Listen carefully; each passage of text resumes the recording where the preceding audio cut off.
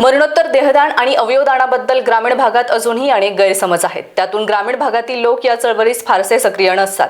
मात्र नांदेडमध्ये धार्मिक गुरु नरेंद्राचार्य महाराज यांच्या प्रेरणेतून ग्रामीण भागातील लोक मरणोत्तर देहदान करायला समोर येताना दिसत आहेत। गुंगराळा येथील गणेश गुंदेवाड यांचं हृदयविकाराने निधन झालं। त्यानंतर या कुटुंबाने गणेश गुंदेवाड यांचे मरणोत्तर देहदान करत अवयवदानाच्या मोहिमेत भाग घेतलाय। नायगावच्या ग्रामीण रुग्णालयाच्या वतीने या कुटुंबाचे कौतुक करण्यात आले। नमस्कार, मी डॉक्टर अपर्णा पुपलवाड, वैद्यकीय अधीक्षक ग्रामीण रुग्णालय नायगाव। गणेश माधव गुंडेवाड, वय वर्ष 37, राहणार घुंगराळा यांचे आज सकाळी 11 वाजता हृदयरोग विकाराने निधन झाले असता त्यांच्या पत्नीच्या संकल्पनेतून आज अवयवदान करण्यात आले।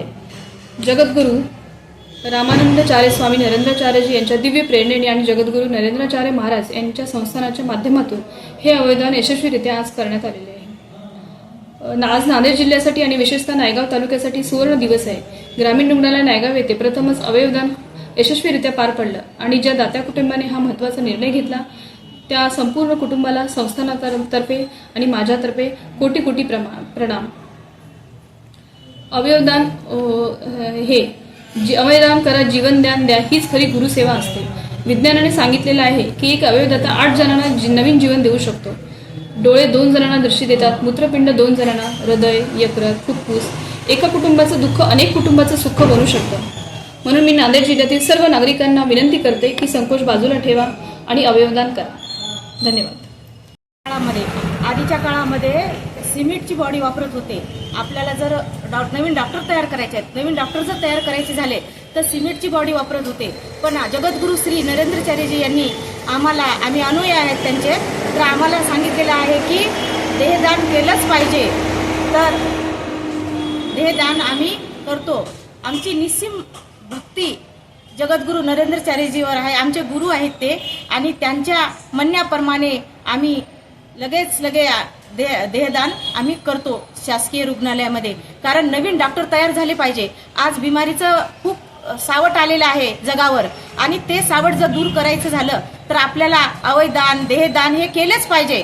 कारण ही काळाची गरज आहे, ही जनजागृती आहे। आमच्या जगद्गुरू श्रींचं कार्य एवढं मोठं आहे की वेगवेगळ्या उपक्रम आहेत, आणि त्या उपक्रमातलाच हा महत्त्वाचा भाग म्हणजे देहदान आहे। आणि जगद्गुरू श्री आम्हाला सांगतात, आणि आम्ही अनुयायी सगळे त्यांच्यावर जीवापाड प्रेम आहे आमचं सगळ्यांचं।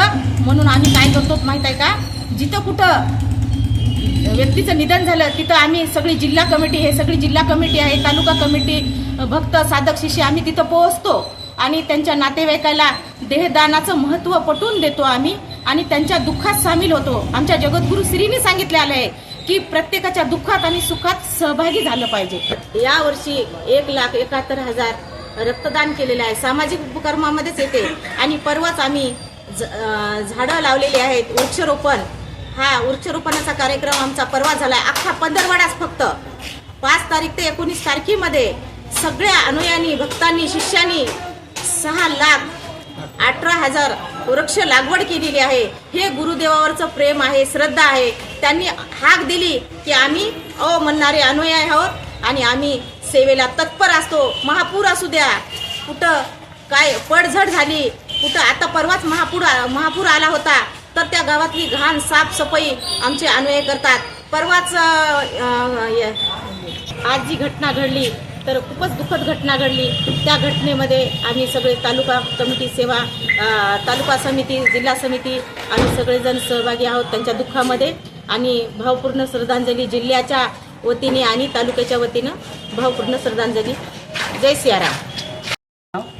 मी किशन बाबाजी मुंडकर, नांदेड जिल्हा सचिव, स्वसंत संप्रदाय, जिल्हा नांदेड। आज घुंगराळा तालुका नायगाव, जिल्हा नांदेड येथील कैलासवासी गणेश माधवराव गुंडेवाड यांचं आकस्मिक निधन झालं। आणि त्यांनी जगद्गुरू रामानंदाचार्य नरेंद्राचार्यजी यांच्या प्रेरणेने त्यांनी संकल्प केलेला होता की मरणोत्तर अवयवदान करण्याचा, आणि त्यांच्या संकल्पानुसार आज त्यांचे जे नातेवाईक आहेत, पत्नी जे नातेवाईक आहेत, त्यांनी हा संकल्प नेत्रदान करून पूर्ण केलेला आहे। आणि आतापर्यंत संप्रदायाच्या वतीने जवळपास 225 मरणोत्तर देहदान झालेले आहे आणि 192 अवयवदान झालेले आहे. कुठे? संपूर्ण राज्यामध्ये. जिल्ह्यामध्ये एक मरणोत्तर देहदान याच्यापूर्वी झालेले आहे आणि अवयवदानाची ही पहिलीच वेळ आहे. नायगाव तालुक्यामध्ये पहिली घटना. नायगाव तालुका जिल्हा नांदेड या ठिकाणी अवयवदान पहिला.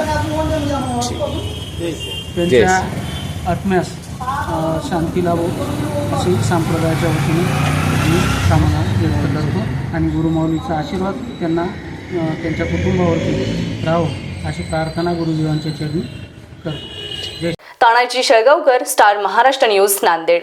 नवनवीन घडामोडी पाहण्यासाठी स्टार महाराष्ट्र न्यूजला सबस्क्राईब करा आणि ताज्या बातम्यांचे अपडेट मिळवण्यासाठी बेल आयकॉनला प्रेस करा.